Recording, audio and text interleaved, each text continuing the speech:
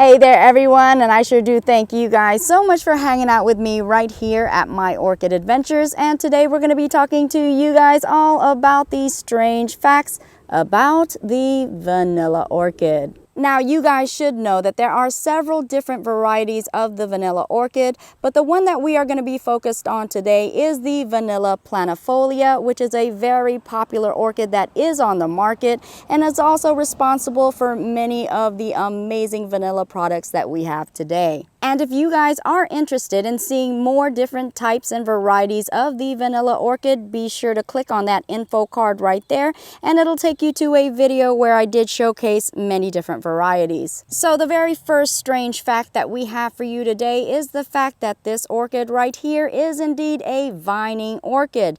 That's right, you are not going to find any pseudobulbs, you are not going to find any canes, and you definitely are not going to find any tubers. And yet another strange fact about this vanilla orchid is that it does have a bloom that is very short-lived. So short-lived, in fact, it only blooms for a day, and in actual reality will only bloom for a couple of hours. You will find this vanilla orchid blooming early in the morning, and usually by noontime it will already have faded. So for an orchid grower that is witnessing blooms for the very first time off of their vanilla orchid, you can imagine the drama that they actually have to endure. As a matter of fact, I'm gonna go ahead and show you my orchid vanilla blooming drama. Oh no, my vanilla orchid. For about 2 weeks now, every single morning I've been racing out to my garden like thrips out of hell to try to capture my vanilla orchid in bloom, because I definitely don't want to miss out on the precious opportunity. So it is about 8 o'clock in the morning my time here in Florida. So let's inspect and see what we can find. And here it is, here it is, here it is. There's the bloom cluster right there, and it's taken about a month and a half to see what we're seeing now. Indeed, look at that. Look a here, look a here. We do have a vanilla bud that is beginning to open, and right on time. And here in a little bit, we'll get to experience the miracle of vanilla bloom life. So we'll be back to check up on the blooming action of this vanilla plant right here. And hopefully by that time, she'll be fully opened and fully extended for the entire world to see her glory. But in the meantime, I'll sit back, kick up my feet, enjoy a nice cup of joe, and relish in the wonderful joys of orchid growing. This is the life indeed. Cheers! Perhaps if I just click my heels together, then the magical vanilla flower will open. Bloom, sweet vanilla, bloom. Hey, it worked on the Wizard of Oz, folks. Don't judge me. Speaking of which, since we are talking about the very strange facts about the vanilla orchid, let's go ahead and talk to you about a very strange and very deceptive fact about the vanilla vine. Okay, so do you guys remember the story of Jack and the Beanstalk? I mean, have you ever taken a close look at the actual beanstalk that is depicted in the story? Well, I don't think you have, because if you did, you would see that that is actually not a beanstalk at all, but in fact, they used a vanilla orchid structure to show the actual beanstalk. So yes, indeed, it was a vanilla vine that was used in Jack and the Beanstalk. Oh my. See, you've been deceived all this time. But here at My Orchid Adventure, we are bringing you the truth, the whole truth, and nothing but the vanilla orchid truth. All right, let's go ahead and check it out. Okay, so here we are about 3 hours later, and folks, this is as good as it's going to get. It's 11 o'clock now, so she will soon begin to fade. So let's go ahead and take a closer look at her. And right here is our very first time bloomer. So first, it should be noted that the actual petals will not open nor expand all the way, but it is still a pretty big bloom. I would say with the length of it, it's about 3.5 inches. Now, the entire structure of the actual blossom is pretty hardy, very fleshy, and indeed has great texture to the bloom. You would assume that it would be a very hardy, long-lasting bloom, but again, it is not. It is very short-lived, as you guys know. And as you guys can see, the petals on this vanilla orchid is very long and slender and very elongated, and also has a very nice creamy yellowish greenish color. And as you can see, the lip and the throat area has a very tubular shape and can be viewed as very flute-like in its appearance. And taking a close look deep within the throat area right there, you will notice a very intense, almost fluorescent yellow. Very beautiful color in the center of the throat. Also, you will notice around the lip area, it does have these little tiny frills. And although this orchid bloom right here may not be viewed as a very glamorous flower, I will have to say with its very unique features, I do believe it is so beautiful in its own right. Now, because this is the very first bloom that I'm getting from this vanilla orchid, I will not attempt to propagate this particular bloom, but in the future I will be doing an orchid pollination for this vanilla orchid, so please stay tuned for that. So now that we've gotten a chance to get to know the bloom that is responsible for all of the wonderful vanilla products that we have today, let's talk about some strange blooming facts that are very deceptive about this orchid. So let us first take a look at the start of the flower buds, which you will find right in the center where the leaves meet the stem. And upon closer inspection, you will see that it does appear to just be forming one single bud. But in actual reality, that is not a bud at all, but instead that is what acts as a sheath that houses and protects the buds that are soon to be produced. Because what will actually come from that capsule-like sheath will actually be a rosetta form that will eventually bloom the cluster of vanilla flowers, in which you can expect to find between 3 to 6 to 8 or even more sequential blooming buds. Quite a blooming surprise for any unsuspecting grower. Now, I have noticed a very faint scent on this vanilla orchid right here. Definitely not what you would expect coming from a vanilla. Of course, you would expect it to smell like vanilla, but this one does not to me. You will also notice that the new growth of vines will actually come from the same area of where the buds would come from, and that is in the center axis of the leaves. And the main difference that you will notice between the buds and also the new growth of the vine is that the vine is far more slender, longer, and more pointy, opposed to the start of the buds, where you will find that they are more compact, they're shorter, and also more plump. So now let's go ahead and talk about how this process of pollination begins with the orchid. And let's also talk about the strange facts and very laborious process of actually taking the seed pods, the vanilla beans, and producing vanilla product. Okay, so the fact of the matter is, in order to mass pollinate these orchids right here, it is such a tedious task because in actual reality, this has to be manually done by hand, each and every single blossom. Because in order for this blossom to be pollinated as it would in nature, there is one specific ground-dwelling bee that is sufficient and adequate for the job, and it is only that bee. And because these blooms right here are very short-lived and will only last a day, and in actual reality only a couple of hours, 4 hours at the most, you can understand that it is very difficult to ensure pollination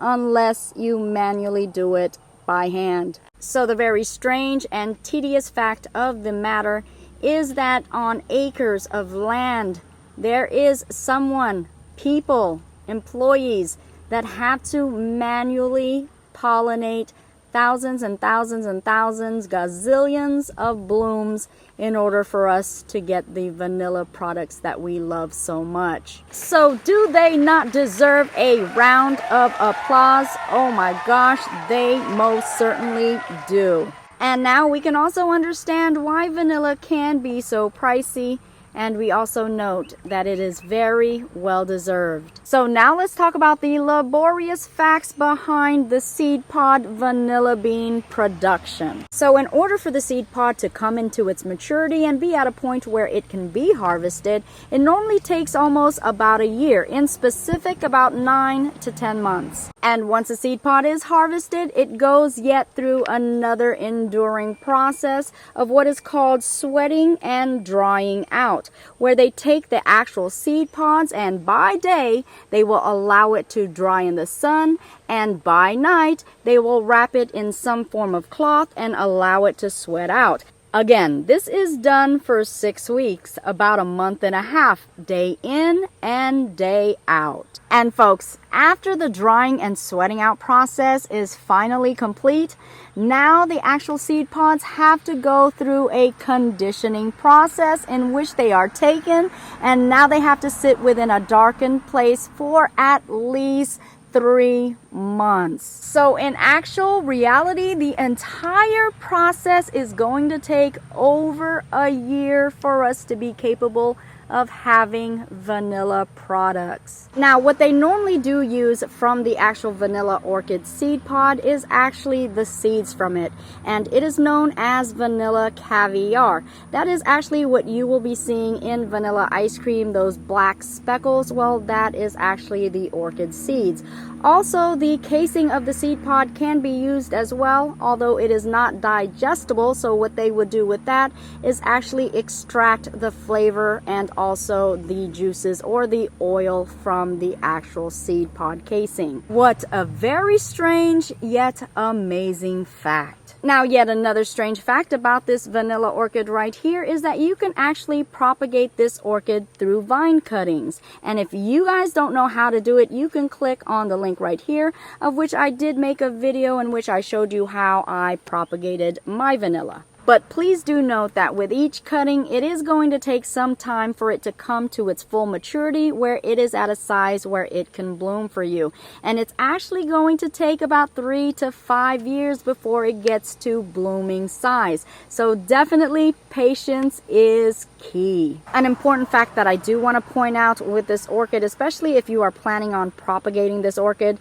please know that the juice, the fluid, and the sap of this orchid can cause skin irritation. So it is important that you go ahead and wear gloves anytime you are cutting this orchid. And because these vanilla plants are extreme climbers, it is very important to note that in order for you to appreciate or even pollinate the blooms, you are going to have to find some way to maintain and contain the vine, as in putting it on some sort of trellis or even tomato cage, of which I've done.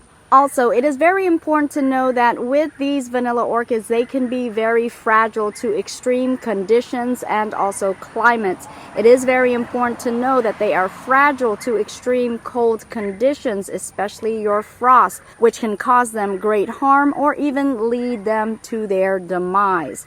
Also, direct sunlight can cause great harm to this orchid, and exaggerated, exuberant, or over amount of watering can cause great harm to this orchid as well, which in turn will cause rotting to this orchid. So indeed, you are going to have to be mindful that this is one of your more fragile orchids, so therefore you are going to have to be a little bit more protective over it.